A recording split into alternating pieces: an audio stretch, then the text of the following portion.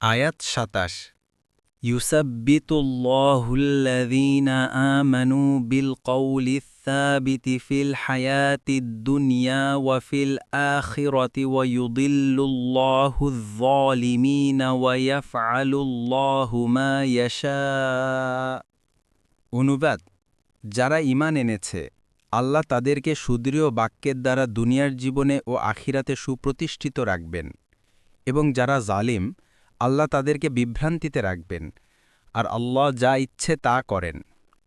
তাফসীর: এ আয়াত থেকে আমরা আরও যে শিক্ষা পাই তা হল, মুমিনের ঈমান ও কালেমায়ে তাইয়্যেবার একটি বিশেষ প্রতিক্রিয়া আছে। তা হল, মুমিনের কালেমায়ে তাইয়্যেবা মজবুত ও অনড় বৃক্ষের মতো একটি প্রতিষ্ঠিত উক্তি। একে আল্লাহ তাআলা চিরকাল কায়েম ও প্রতিষ্ঠিত রাখেন, দুনিয়াতেও এবং আখিরাতেও। শর্ত এই যে, এ কালেমা আন্তরিকতার সাথে বলতে হবে, এবং লা ইলাহা ইল্লাল্লাহুর মর্ম পূর্ণরূপে বুঝতে হবে, এবং সে অনুযায়ী আমল করতে হবে। এ কালেমায় বিশ্বাসী ব্যক্তিকে দুনিয়াতে আল্লাহ তাআলার পক্ষ থেকে শক্তি যোগানো হয়। যখন কোনো সন্দেহ আসে, তাদেরকে সে সন্দেহ থেকে উত্তরণ করে দৃঢ় বিশ্বাসের প্রতি পথ নির্দেশ দেয়া হয়। অনুরূপভাবে, প্রবৃত্তির তাড়নায় মানুষ যখন দিশেহারা হয়ে যায়, তখনও তাদেরকে নিজের আত্মার অনিষ্টতা ও খারাপ ইচ্ছাশক্তির বিরুদ্ধে আল্লাহ এবং তার রাসূলের ভালোবাসাকে সবকিছুর উপর স্থান দেয়ার তৌফিক দেয়া হয়।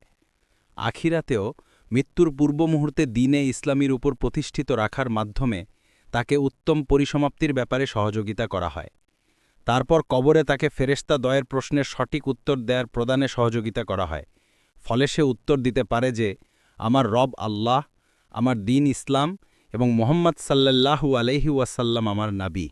অধিকাংশ মুফাসসির ও মুহাদ্দিস বলেন, এ আয়াত কবরের ফিতনা তথা প্রশ্নোত্তরের সাথে সংশ্লিষ্ট। বস্তুত, কবরের শাস্তি ও শান্তি কোরআন ও হাদিসের দ্বারা প্রমাণিত।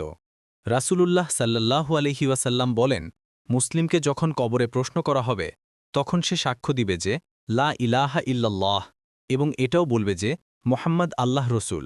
আর এটাই হচ্ছে আল্লাহ বাণী, ইউসাব্বিতুল্লাহুল্লাযীনা আমানু বিল কওলিস সাবিতি ফিল হায়াতিদ দুনিয়া ওয়া ফিল আখিরাতি, এর উদ্দেশ্য। বুহুরী 4699, মুসলিম 2871। এছাড়াও আরও প্রায় 40 জন সাহাবী থেকে এই বিষয়ে বহু হাদিস বর্ণিত আছে। ইবনে কাসির স্বীয় তাফসীরে গ্রন্থে এগুলো উল্লেখ করেছেন। হাদিসগুলো মুতাওয়াতির পর্যায়ের। 2 নং ফুটনোট। এর অর্থ হল, আল্লাহ তাআলা যা চান তাই করেন। তিনি চাইলে কাউকে তাওফিক দেন, কাউকে তাওফিক থেকে বঞ্চিত করেন, কাউকে সুদৃঢ় রাখেন, কাউকে পদস্খলিত করেন, কাউকে আযাব দেন, কাউকে পথভ্রষ্ট করেন। আল্লাহর ইচ্ছাকে রুখে দাঁড়ায় এমন কোনো শক্তি নাই। উবাই ইবনে কাব, আবদুল্লাহ ইবনে মাসুদ, হুজাইফা ইবনে ইয়ামান প্রমুখ সাহাবী বলেন, মুমিনের এরূপ বিশ্বাস রাখা অনিবার্য যে তার যা কিছু অর্জিত হয়েছে তা আল্লাহর ইচ্ছাই অর্জিত হয়েছে। এটা অর্জিত না হওয়া অসম্ভব ছিল। এমনিভাবে যে বস্তু অর্জিত হয়নি তা অর্জিত হওয়া সম্ভব ছিল না।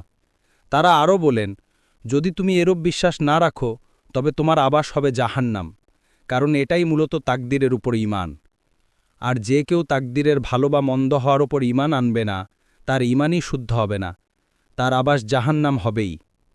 ইবনুল কাইয়িম, তরিকুল হিজরাতাইন, 1/82।